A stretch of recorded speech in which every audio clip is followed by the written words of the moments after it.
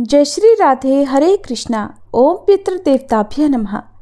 ऐसी मान्यता है कि श्राद्ध पक्ष में पितर धरती पर आते हैं। माना जाता है कि पितर पक्ष में पितरों का संबंध प्रकृति से भी होता है। पितृ पक्ष में मनुष्य से लेकर पक्षी तक कई रूपों में पितर हमारे घर के द्वार पर आ सकते हैं, बस हम उन्हें पहचान नहीं पाते हैं।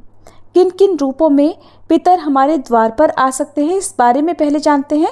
उसके बाद हम सुनेंगे पितृपक्ष के दिनों में सुनी जाने वाली कुछ कथाएं। पितृपक्ष के समय अगर घर में कोई मेहमान, गरीब या असहाय व्यक्ति आए तो उनका कभी अनादर ना करें, उन्हें खाली हाथ ना जाने दें, बल्कि उनके भोजन की व्यवस्था अवश्य करें। श्राद्ध पक्ष में गाय या कुत्ते का भी द्वार पर आना बहुत शुभ माना जाता है। अगर ये रास्ते पर दिख जाए तो इन्हें मारकर भगाना नहीं चाहिए, बल्कि इनको कुछ न कुछ खाने को जरूर देना चाहिए। पितृपक्ष में घर पर आए हुए कौवे को कभी नहीं भगाएं, बल्कि कौवे को भी भोजन दें। ऐसा करने से पितर प्रसन्न होते हैं। धार्मिक मान्यताओं के अनुसार पितर पक्ष में 15 दिनों तक कौवे के द्वारा ही पितर अन्न ग्रहण करते हैं। इससे न सिर्फ वे तृप्त होते हैं, बल्कि अपने परिवारजनों को भरपूर आशीर्वाद भी देते हैं। हिंदू धर्म ग्रंथों के अनुसार मनुष्य पर 3 प्रकार के ऋण होते हैं, जिनमें पितर ऋण, देव ऋण और ऋषि ऋण प्रमुख माने गए हैं, और इन सब में भी सर्वोपरि है पितर ऋण। पितृपक्ष में श्रद्धापूर्वक श्राद्ध कर्म करके परिजन अपने इन तीनों ऋणों से मुक्त होकर मोक्ष को प्राप्त कर सकते हैं। पितृपक्ष के दिनों में पितरों के नाम से श्राद्ध तर्पण के अलावा पितरों की कथा का श्रवण करके अगर उसका पुण्य पितरों को अर्पित कर दिया जाए तो उससे भी पितरगण तृप्त और प्रसन्न हो जाते हैं। ब्रह्म वैवर्त पुराण के अनुसार देवताओं को प्रसन्न करने से पहले मनुष्यों को अपने पितरों को प्रसन्न करना चाहिए, और ज्योतिष के अनुसार पितृदोष को सबसे जटिल कुंडली दोषों में से एक माना जाता है। पितरों की आत्मा की शांति के लिए हर साल भाद्रपद शुक्ल पूर्णिमा से आश्विन कृष्ण अमावस्या तक के काल को, जिसे पितृपक्ष कहा जाता है, पितरों के नाम से दान पुण्य आदि कार्य किए जाते हैं। ऐसी मान्यता है कि इस दौरान कुछ समय के लिए यमराज जी पितरों को आजाद कर देते हैं, ताकि वे अपने परिवारजनों द्वारा किया गया श्राद्ध ग्रहण कर सके। भगवत गीता का पाठ या श्रीमद् भागवत पुराण की कथाओं का श्रवण करने से भी पितर प्रसन्न हो जाते हैं।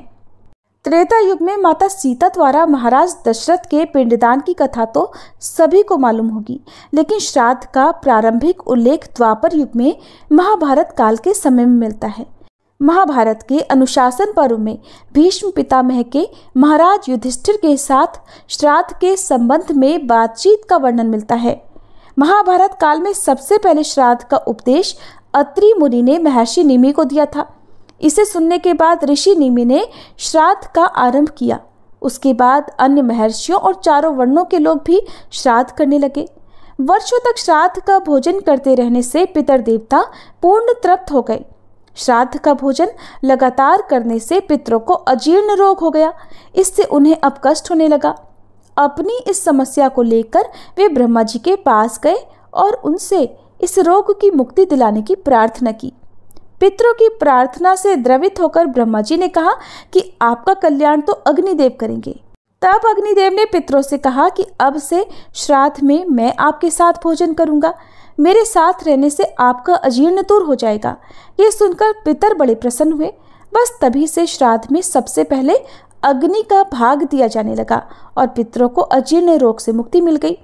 ऐसा कहा जाता है कि अग्नि में हवन करने के बाद पितरों के निमित्त दिए जाने वाले पिंडदान को ब्रह्म राक्षस भी दूषित नहीं करते।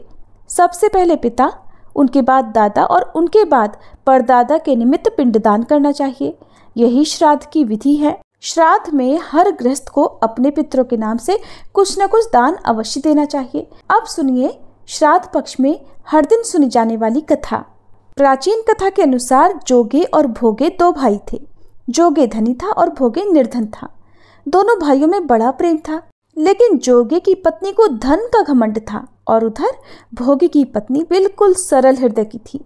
पितृपक्ष आने पर जोगे की पत्नी ने उससे पितरों का श्राद्ध करने के लिए कहा, तो जोगे इसे बेकार का काम समझकर टालने लगा। लेकिन उसकी पत्नी को ये पता था कि अगर ऐसा नहीं किया तो लोग बहुत बातें बनाएंगे।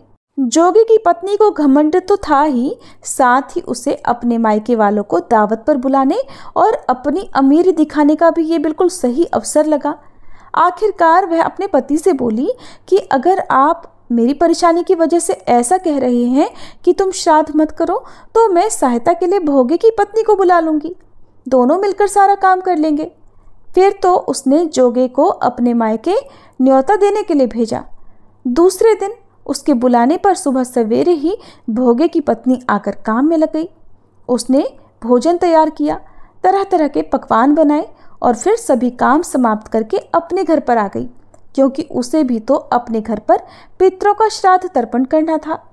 इस अवसर पर जोगी की पत्नी ने उसे जाने से नहीं रोका और न ही वह रुकी।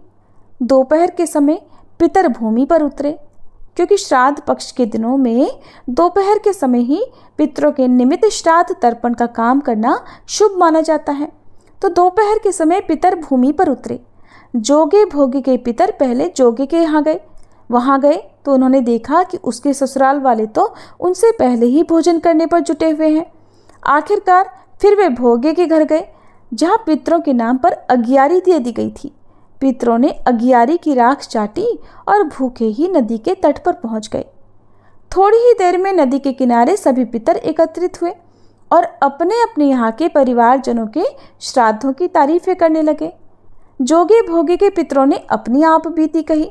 फिर वे सोचने लगे कि अगर भोगे समर्थवान होता तो उन्हें भूखा नहीं रहना पड़ता, लेकिन भोगे के घर में तो 2 वक्त की रोटी भी खाने को नहीं थी। ये सब सोचकर उन्हें भोगे पर दया आ गई और फिर वे खुशी में चिल्लाने लगे कि भोगे के घर धन हो जाए, भोगे भी धनवान हो जाए। शाम हो चली थी और अब तक भोगे के बच्चे भी भूखे थे। उन्होंने अपनी माँ से कहा, माँ भूख लगी है। तब बच्चों को टालने के लिए भोगे की पत्नी ने कहा, जाओ, आंगन में हौंदी औधी रखी है, जाओ और उसे खोल लो, जो कुछ भी मिले बांट कर खा लेना। बच्चे आंगन में गए तो देखा कि वहाँ तो हौंदी मोहरों से भरी पड़ी है। वे दौड़कर माँ के पास पहुँचे और सारी बात माँ को बताई। माँ को विश्वास नहीं हुआ। आंगन में जब भोगे की पत्नी ने ये सब देखा तो वो भी हैरान रह गई। और इस तरह पितरों की कृपा से वह गरीब भोगे भी धनवान हो गया। धन पाकर वह कभी घमंडी नहीं हुआ। और फिर अगले साल का पितृपक्ष आया। भोगे की पत्नी ने श्राद्ध के दिन 56 प्रकार के भोग बनाए। ब्राह्मणों को अपने घर बुलाकर श्राद्ध किया, भोजन कराया और दक्षिणा दी। सोने चांदी के बर्तनों में जेठ जेठानी को भोजन कराया, जिससे पितर बहुत प्रसन्न और तृप्त हुए। ये थी श्राद्ध पक्ष के दिनों में सुनी जाने वाली जोगी और भोगी की कथा। अगर आपको अच्छी लगी हो तो वीडियो को लाइक करके कमेंट बॉक्स में पितृ देवता की जय जरूर लिखिएगा।